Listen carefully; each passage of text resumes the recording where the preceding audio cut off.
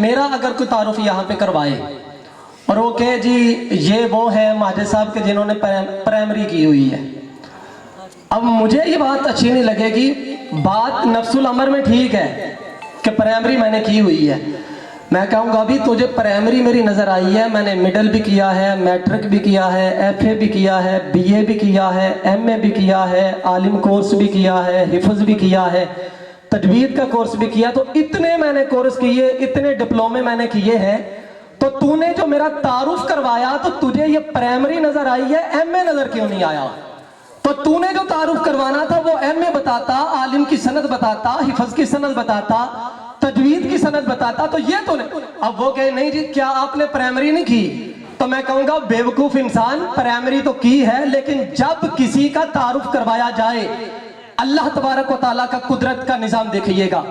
رب ذوالجلال نے زمین بھی بنائی، آسمان بھی بنایا، دریا بھی بنائے، پہاڑ بھی بنائے، ہوا بھی بنائی، درندے بھی بنائے، پرندے بھی بنائے، درخت بھی بنائے، ہر چیز میرے رب نے بنائی ہے.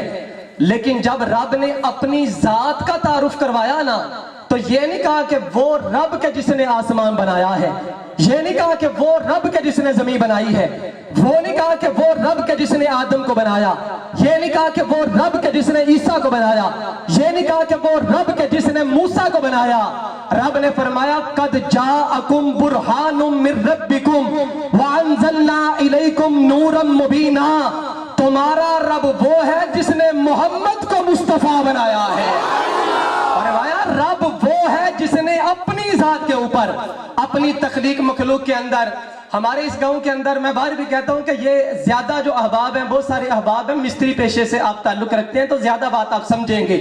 اگر آپ کو کہا جائے بھی آپ مستری ہو، ٹھیکیدار ہو، اپنی کوئی تخلیق کا ہمیں شاہکار دکھاؤ، تو اب اگر اس نے کہیں پر کوئی مکان بنایا ہے، کوئی مسجد بنائی ہے، تو مسجد کی اس نے لیٹرینیں بھی بنائی ہیں، اس نے مسجد کا صحن بھی بنایا ہے، اس نے مسجد کا محراب بھی بنایا ہے، اس نے مسجد کا مینار بھی بنایا ہے. لیکن جب بھی وہ تعارف کروائے گا نا تو یہ نہیں کہے گا چلو آؤ میں تمہیں دکھاتا ہوں میں نے فلان جگہ پہ لیٹرین بنائی ہے.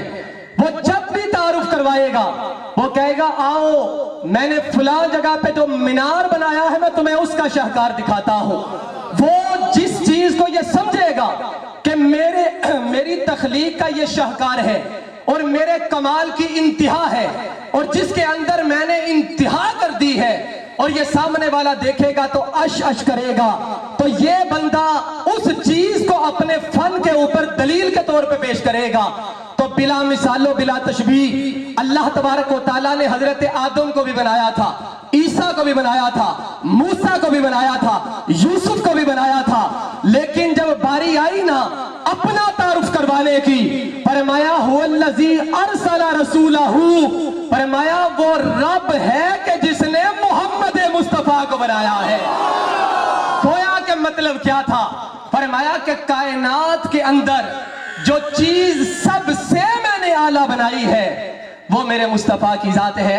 تو اب ہمیں بھی رب ذوالجلال نے یہ انداز بتا دیا کہ جب بھی تم نے مصطفیٰ کا ذکر کرنا ہے، جب بھی تم نے اپنے حبیب کا تعارف کروانا ہے تو تعارف کرواتے وقت یہ نہیں کہنا کہ وہ بشر بن کے آئے تھے.